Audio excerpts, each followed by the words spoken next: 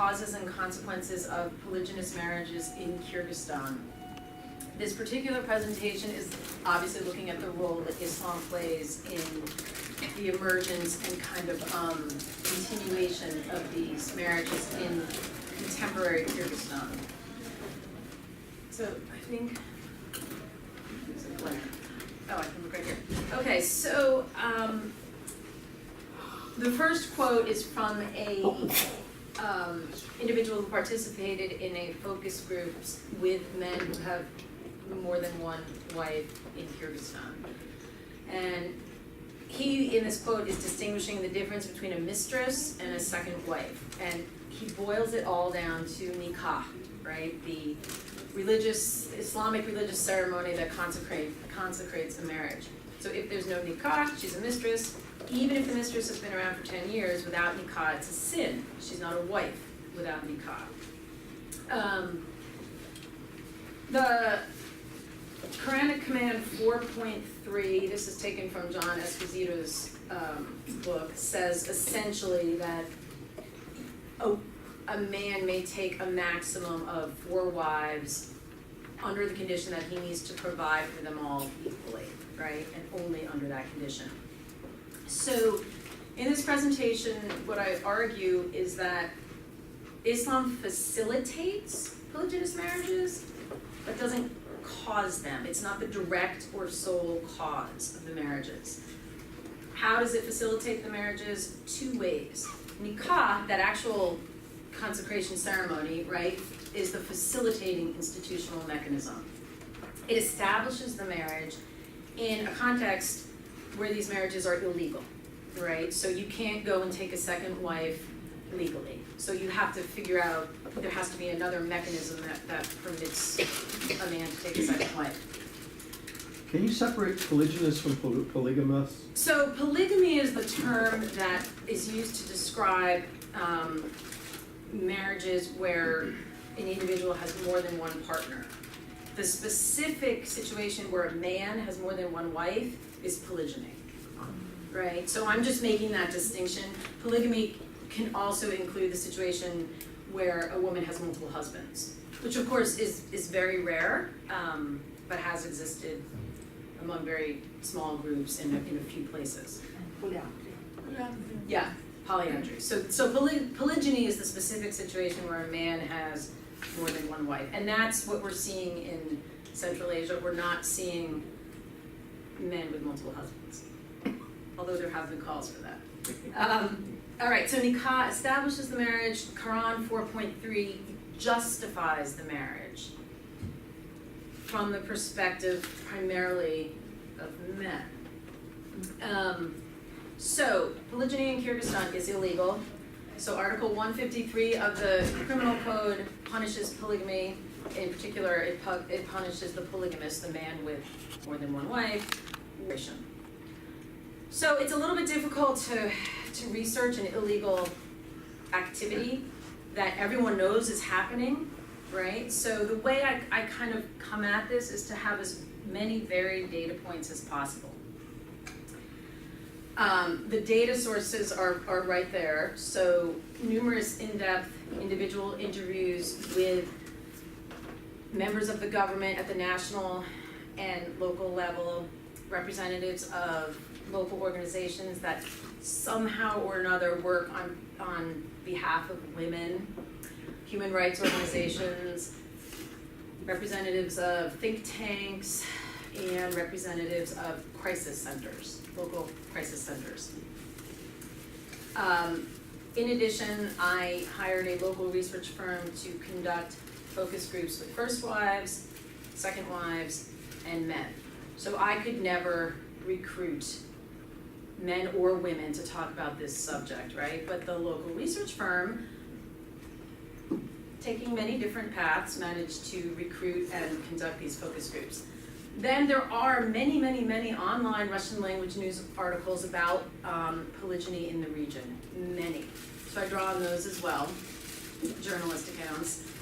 Kyrgyz legislation that directly or indirectly relates to the practice. And then the sort of limited secondary English and Russian academic sources. So just to give you an example, that's Jamal from Kyrgyz. She's the leader of Mutakalim. It's an organization in Kyrgyzstan that represents kind of the rights of particularly devout women in Kyrgyzstan. So she was one of many sources of information. That's Bubusara Riskulova. She's the head of Sezim Crisis Center. Right, so those are just examples in terms of where I got my data.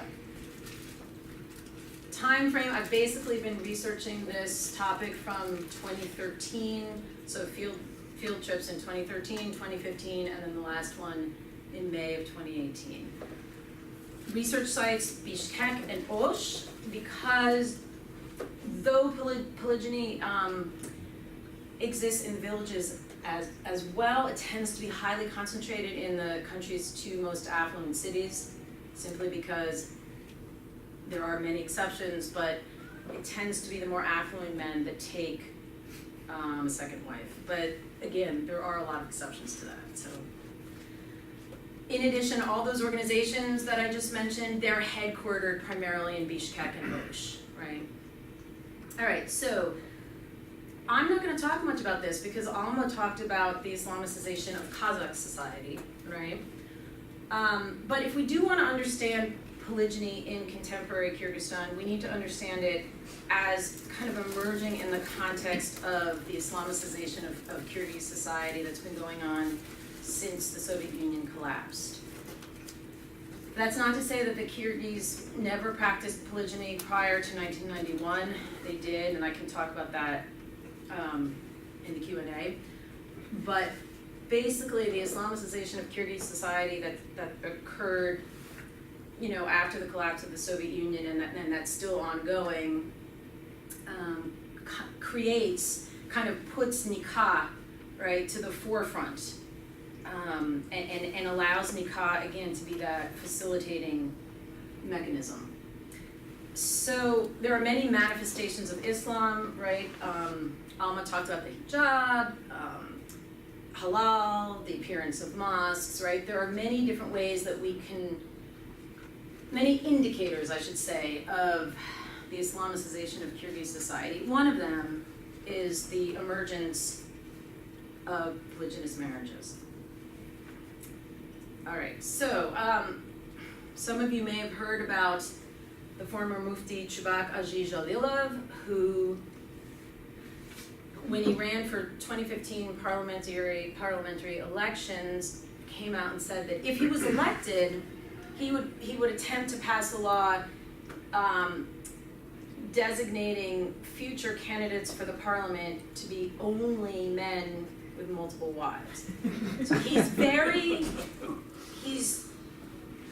again, in 2017, he discussed at a roundtable the benefits of polygyny, namely that it would address problems of prostitution, and the big one is, you know, the shortage of men, right?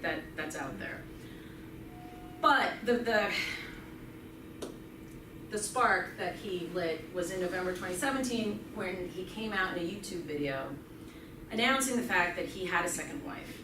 Now, keep in mind, he's announcing to the world that he's committed a crime. This sparked a very heated public debate on polygyny, and in a final analysis, he continues to have his two wives as far as we know, and there was no sort of criminal action taken against him, right? So the law is not necessarily effective. In fact, there hasn't been a single prosecution in Kyrgyzstan of a polygamist. So this is a quote from a local sociologist who specializes in gender, basically highlighting the connection between Islam and polygynous marriages. Right, there's this tendency among men to take a few wives on the basis of religious tenets. When I go to the regions, many men talk about the fact that, yes, Jalilov showed us the example, right? It's the duty of every Muslim to have a few wives and so on. And there's a new generation that thinks that even if you can't support multiple wives, families, first and foremost, you're Muslim. Oops, did I do something? I did this, right? Yes. Sorry. Don't talk.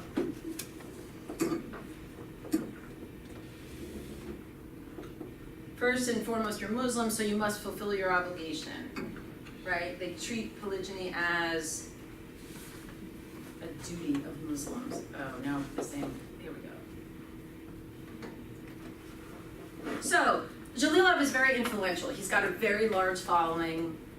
And the point, right, is that, and this was the point that came up in the public debate that followed his statement about having a second wife. The point is that he's influential, and if he's advocating polygyny, there's a potential that young men in particular, but not limited to young men, older men as well, are going to follow in his footsteps, right? Believing that this is the duty of Muslims.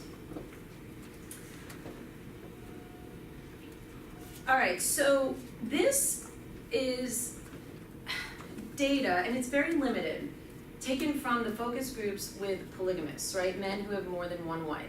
So there were 27 men who participated in 3 different focus groups. And one of the questions that was posed was, you know, what is the distinction between a mistress and a second wife? So the main, for the focus group participants, right, the yellow is nikah, okay? So the focus group participants basically highlighted nikah. Women's organizations, when I asked women's organizations, the gray is secrecy, and the blue is status of the woman in question. So women's organizations basically said, okay, the main thing that distinguishes a wife, a second wife, from a mistress is secrecy. You hide your mistress. A second wife, at least in the family, if not more broadly, is not concealed, right? Everyone knows about her. But the second most frequently cited distinction for representatives of women's organizations was nikah. And then third was the status of the woman in question, meaning that a mistress really doesn't have any kind of social status in Kyrgyzstan, but a second wife does. Focus group participants, the men, right, highlighted nikah, and then the firm that I hired to do the focus groups also did 5 one-on-one interviews with polygamists who did not want to participate in a group setting but were willing to talk one-on-one. And they identified these same 3 reasons. So nikah, the point, right, is that nikah seems to be pretty significant in terms of distinguishing a mistress from a second wife. All right, so I'm sort of pitching Quran 4.3 as the rhetorical mechanism that allows these marriages, right? This is the justification that men give. So to give you an example of that, this is from a participant in the focus group, a male, right?